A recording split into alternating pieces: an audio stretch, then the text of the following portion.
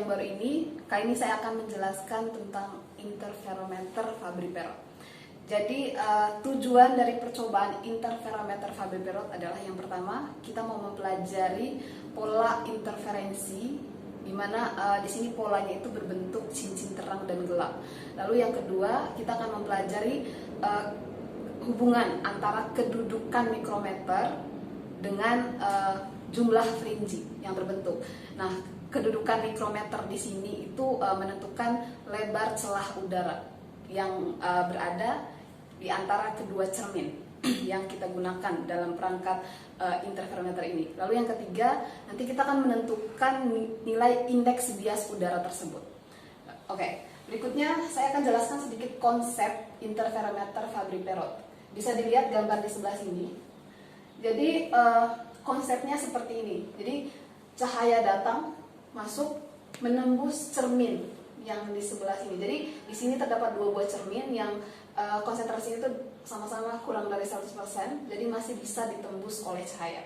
Jadi cahaya masuk, cahayanya berupa cahaya laser masuk, tetapi sebagiannya itu dipantulkan kembali karena kita pakainya cermin. Sebagiannya ditransmisikan, lalu di dalam kedua cerminnya itu diposisikan sejajar dan terdapat celah tertentu. Nah, di antara celah ini ada udara. Jadi udara ini sebagai medium terjadinya refleksi dan transmisi dari cahaya. Jadi cahaya yang tunggal masuk lalu dipantulkan, lalu pemantulan yang berlangsung secara berulang tersebut menghasilkan berkas yang banyak. Jadi berkas satu digandakan dalam ruang ini, dalam celah ini. Lalu setelah energinya sudah mampu menembus cermin ini, cahaya tersebut akan mengalami transmisi. Jadi dia menembus cermin yang sebelah sini, lalu setelah keluar, cahaya-cahaya yang keluar atau berkas foton yang keluar itu disatukan atau difokuskan oleh lensa positif di sini. Lalu setelah melewati lensa positif, cahaya yang banyak itu jatuh dalam satu pola.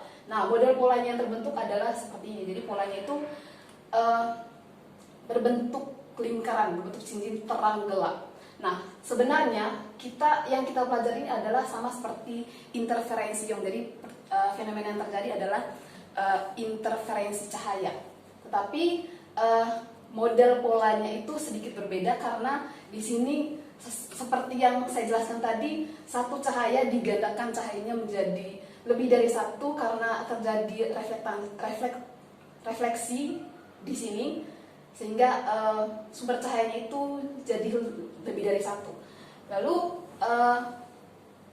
dikatakan bahwa pola terang gelap yang terbentuk di sini merupakan hasil dari perbedaan panjang lintasan karena perbedaan ketebalan udara di dalam kedua cermin ini, di antara kedua cermin ini.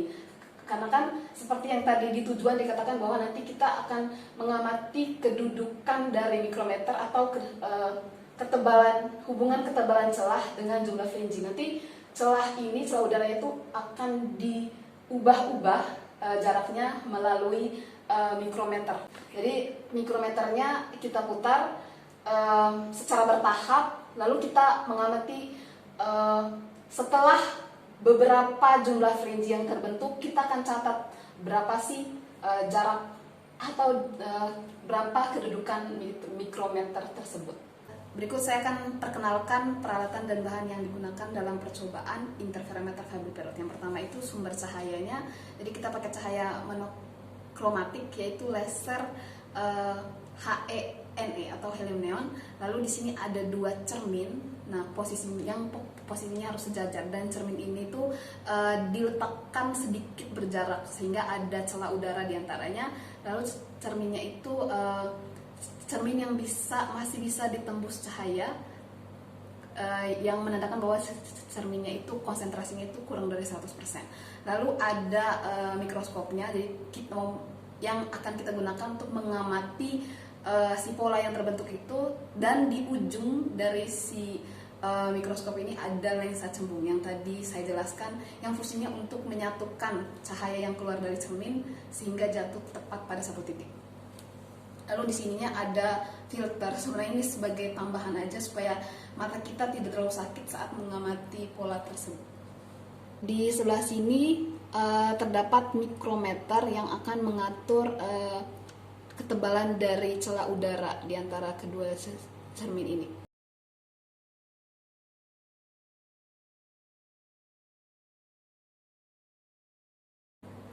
Oke, berikut saya akan perkenalkan gimana langkah percobaan dari interferometer Fabry-Perot.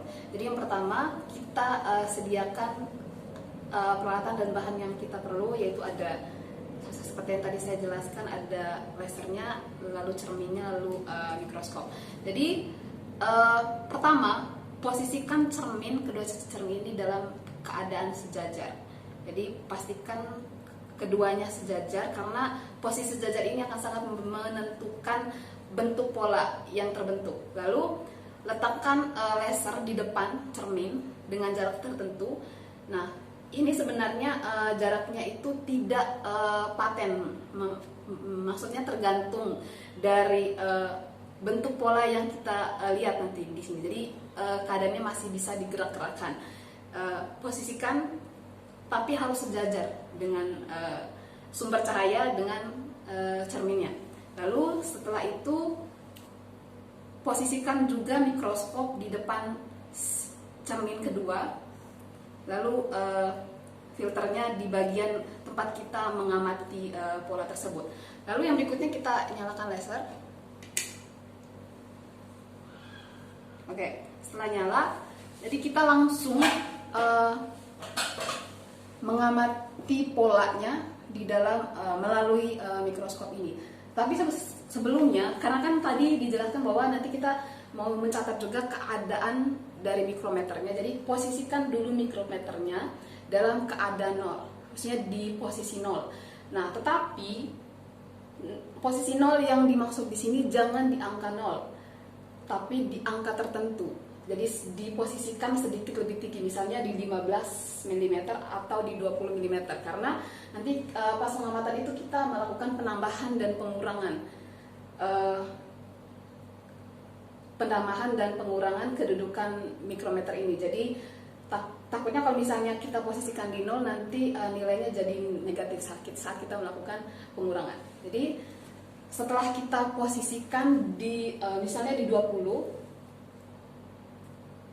kita ngamatin pola yang terbentuk di dalam sini. Jadi biasanya saat sudah kita posisikan seperti ini, polanya itu nggak langsung terbentuk. Jadi kita geser-geser lasernya dan juga cerminnya. Jadi cerminnya itu digeser melalui dua tuas ini. Jadi tuas kiri dan kanan itu digerakkan secara bersamaan sampai polanya yang kita mau itu terbentuk. Biasanya nanti kalau keadaannya belum benar, nanti cahaya yang jatuh itu seperti komet, jadi terdapat titik yang memiliki ekor di belakang. Jadi ini merupakan bidang gelap tempat cahaya jatuh. Nanti saat cahaya jatuh pertama kali ke dalam bidang gelap ini, biasanya itu terbentuk titik-titik terang. Jadi misalnya seperti titik, lalu ada itu diikuti beberapa titik di belakangnya. Lalu kita mengatur tuas yang saya sebut tadi, tuas pada tempat cermin itu untuk menyatukan titik-titik ini. Jadi titik ini harus diposisikan pada satu titik yang sama. Berarti ini harus disatukan jadi bisa satu titik yang sama. Nah, setelah itu diatur sampai muncul pola seperti ini. Nah, biasanya di atas titik ini nanti akan terbentuk pola garis-garis lingkar seperti ini, garis-garis melingkar. Nah, setelah garis melingkar ini terbentuk, maka kita mulai menggeser mikrometernya. Oke, setelah tadi titik terang pada bidang gelap itu sudah ditempatkan pada satu titik, kita mulai untuk menggeser mikrometernya. Jadi mikrometernya itu kita geser hingga terbentuk satu lingkaran baru pada pola lingkaran tadi yang terbentuk. Nah, untuk pengamatan pertama kita catat untuk penambahan. Jadi kita mencatat berapa sih kedudukan mikrometer setelah terbentuk 30 fringe.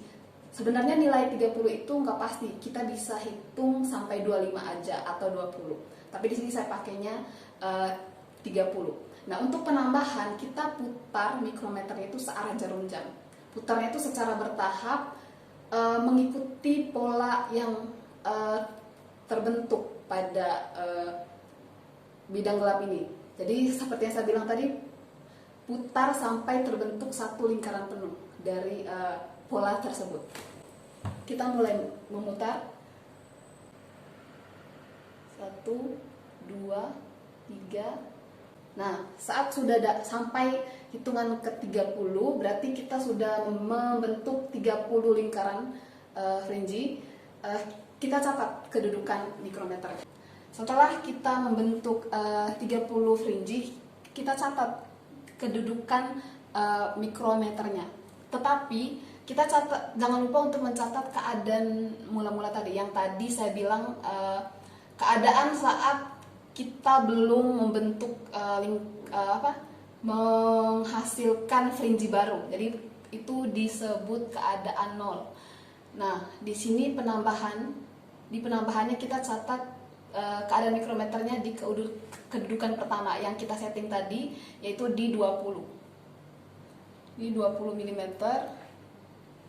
Untuk 30 fringe yang terbentuk, 30 fringe pertama yang terbentuk, kita lihat tadi, dan di situ kedudukan mikrometernya itu di 28 mm.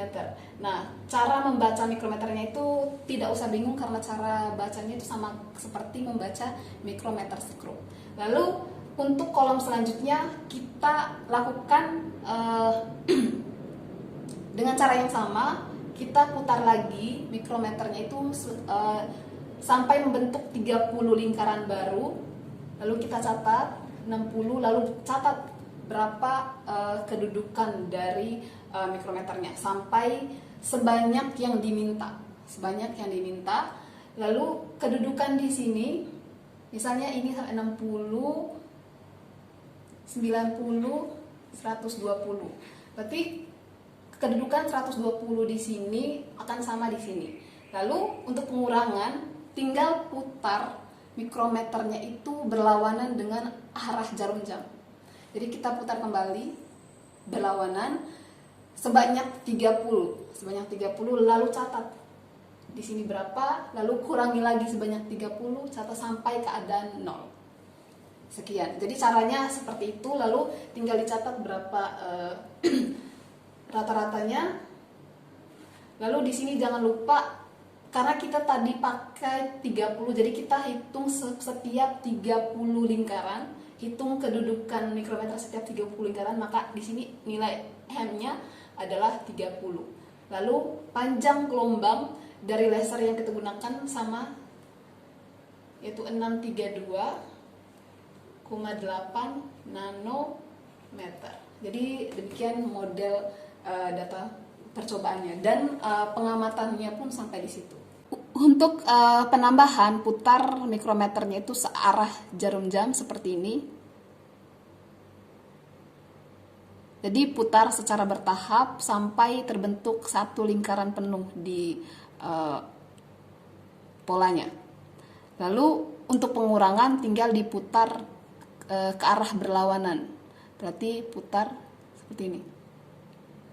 Nah, perhatikan cara kita memutar itu setiap putaran itu harus konstan.